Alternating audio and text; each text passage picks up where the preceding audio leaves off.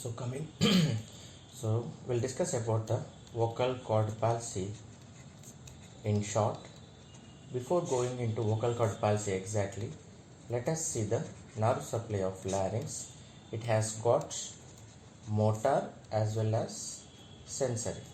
The motor part is done by both your recurrent laryngeal nerve and external branch of superior laryngeal nerve.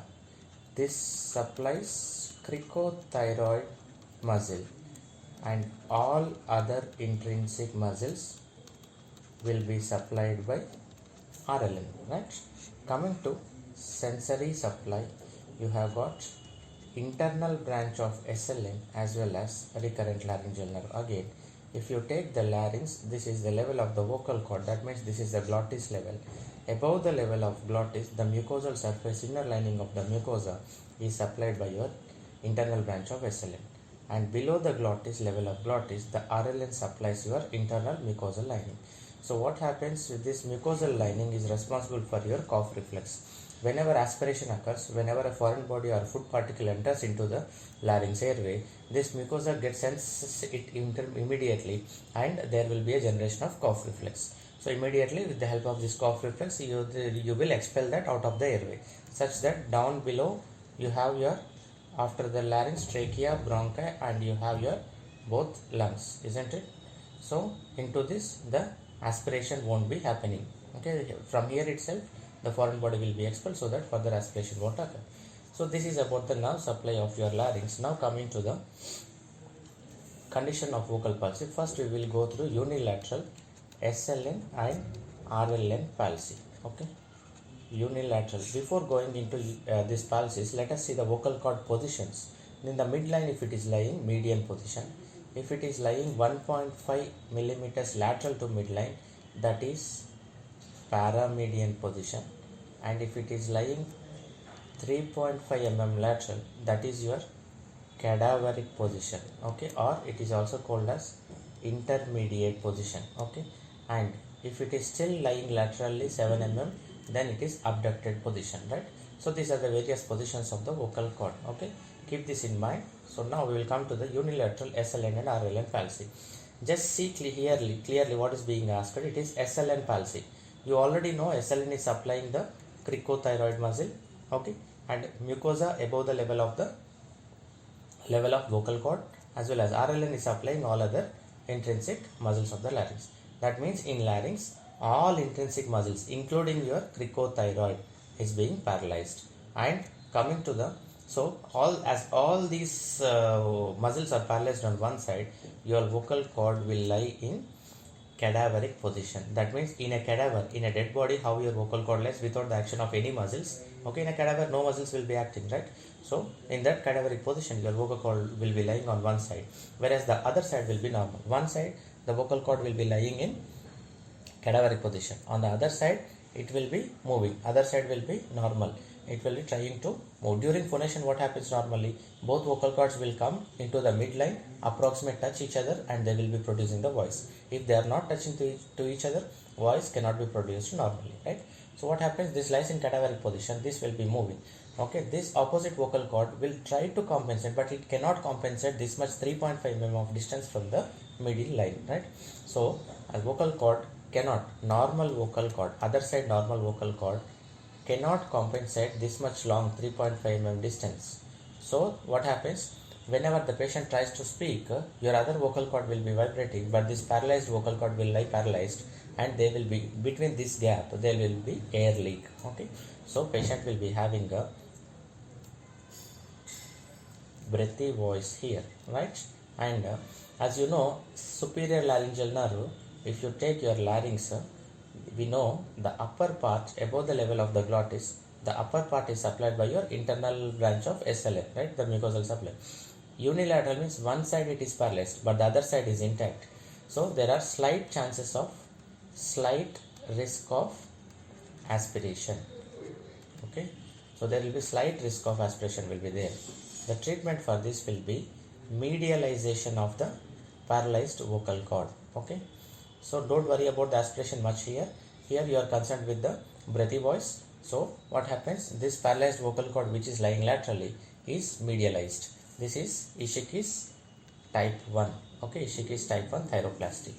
If you come to bilateral SLN and RLN palsy, bilateral SLN and RLN palsy, here what happens, here see both sides vocal cords will be lying in cadaveric position. Okay, so both vocal cords will lie in cadaveric position, right?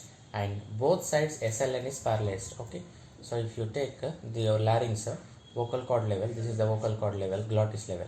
So on both sides your internal SLN, internal branch SLN is damaged, so the sensation is lost over here. So aspiration risk is high here. So what happens here, so because of this you need to prevent this aspiration, otherwise this will go down into the aspirated material may go down into the lungs and it can cause pneumonitis here, right? So to prevent this you have to go for a definitive procedure, that is you have to, there is a procedure for this, that is if this is your trachea and posteriorly you have the esophagus, this is the trachea. So here what you do is, the upper part of the trachea you will be joining with the esophagus. Okay, so this is esophagus, this is trachea upper part, and the lower part of trachea you will bring it down as a external opening on the skin. Through this you will put a tracheostomy tube. So through this tracheostomy tube patient will be respiring, and the whatever the material aspirated along with food material which is going into the esophagus, which enters the trachea, the foreign material will again be directed into the esophagus. So this procedure is called tracheoesophageal diversion with permanent tracheostome. Voice will be lost in this procedure. Right, now we will move on to the next topic, unilateral RLN palsy. So one side RLN is paralyzed, that means SLN is normal, means SLN supplying areas, that is cricothyroid is also normal. In earlier situation, in the previous situation, both RLN and palsy are there, so the vocal cord was in cadaveric position, isn't it? Here what is happening, only RLN, no SLN palsy. So what happens, this intact SLN will pull the vocal cord medially, because the superior laryngeal nerve is a tensor of the vocal cord. So this tensor of the vocal cord will pull the vocal cord, this tensor, the cricothyroid will pull the vocal cord a bit medially.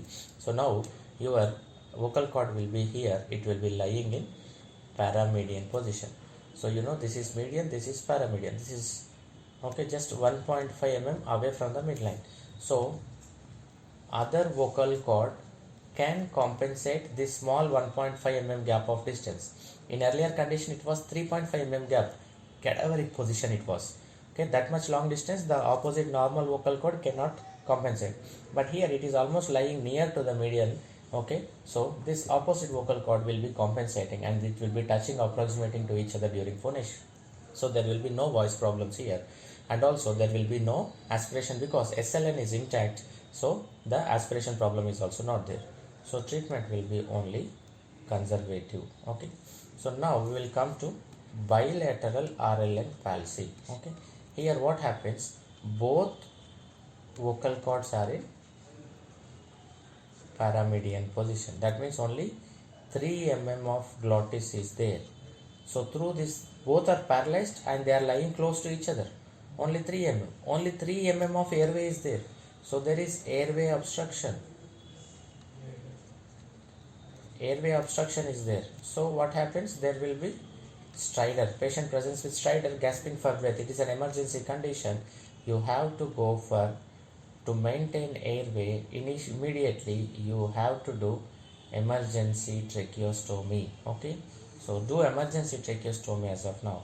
So later on what you need to do, permanent, you can wait for 6 months, okay, for it to normally recover if it is idiopathic or viral infection, or if it is not recovering even after 6 months, then go for a permanent procedure, that is lateralization of vocal cord. Here this is Ishika's type 2 thyroplasty. or you can go for other procedures like arytenoidectomy. Here, don't expect voice to come normal because both vocal cords are paralyzed and lying medially. On lateralization, you are pulling both away such that airway will be widened and a normal permanent airway will be created to the patient. The patient cannot phonate properly. Sorry. And there is another procedure called Kashima's procedure also, that is posterior transverse cordotomy. See, in vocal cord, in the airway, if you see, the vocal cords will be lying like this normally. So in case of your bilateral RLN palsy, they will come to lie medially. Here your arytenoids will be lying, isn't it? Here arytenoids will be lying like this, right? Posterior commission. So here posterior transverse cordotomy, just anterior to the arytenoid vocal process, you will cut the vocal cord transversely. In the posterior glottis, you are cutting the vocal cord transversely, that is posterior transverse cordotomy, cutting the cord. So what happens after this? Your vocal cord anterior part will become like this, the other side will be lying like this, okay, right, and this will be lying like this, right? So what happens, there is a widening of the airway and this small anterior part can approximate during phonation. Slight voice can come but not permanent as well as not normal as that of earlier. So don't expect a voice, complete curing of the voice over here in this procedure. Now coming to the SLN palsy. Okay, now we will come to unilateral SLN palsy. So SLN, as you know, only cricothyroid is paralyzed. Okay, SLN supplies cricothyroid. Also, one side, if you see, there is vocal cord level. Okay, glottis. Above this level, the mucosa is supplied by internal branch of SLN. So on one side, there will be mucosal sensation lost because of this unilateral SLN palsy. As other side is intact, slight aspiration risk is there, but no need to worry as the other side is normal. Slight aspiration risk. Okay, so treatment here will be, so here what happens, the vocal cords will be, the paralyzed vocal cord will be bowed and floppy. What happens here is that the cricothyroid is a tensor, it puts the vocal cord tight, taut, tensed. Once this tension is lost in the vocal cord, it will become floppy, it will become bowed, it will bowed, it will be hanging like this, okay, it will be present like this. So this bowed vocal cord, okay, and what happens here is that due to this bowed appearance of the bowing of the paralyzed vocal cord, the other normal vocal cord will try to compensate it. In this process of compensation, normal vocal cord tries to compensate. So in this process what happens, it pushes anterior glottis to paralyzed side. Okay, so if this anterior glottis is pushed to paralyzed side, what happens to the posterior glottis? Posterior glottis will be pushed towards the normal side. Okay, so that indirectly causes posterior glottis pushed to normal side. Okay, so this, so like this the vocal cord position will become. So this is called as askew position of glottis. Okay, and now you come to the bilateral SLN palsy. Okay, so now here both vocal cords are bowed and floppy. Okay, so as both the vocal cords are bowed and flappy, so vocal cords both will be floppy, hanging like this, and so the voice, the timbre of the voice is lost. As the tension in the vocal cord is lost, timbre of the voice is lost. Okay, the voice timbre is lost, and there will be vocal fatigue. Voice fatigue will be there to the patient. The patient will immediately getting the fatigue of the voice. So here what happens, as the SLN, both sides SLN is paralyzed, if you take the larynx, so the vocal cord level, so if you take above the level of the vocal cord, internal branch of SLN is supplied. So on both sides there is a paralysis of the internal lining of the mucosa here, right, larynx here. So there will be high risk of aspiration again here. High risk of aspiration is there. So treatment for this procedure, again aspiration may lead to aspiration pneumonitis. So treatment for this is, first do a tracheostomy, provide the airway and close the upper airway, do a epiglottopexy. Okay, tracheostomy and Epiglottopexy. Once you do epiglottopexy, so this will be closed off. Whatever the food you take, it will directly go into the esophagus. No chances of aspiration. And from here, you put a tracheostomy tube into the trachea. So air exchange will occur through the tracheostomy tube into the lungs. So this is about your vocal cord palsy. So this ends your vocal cord palsy topic, right? So here with we will end this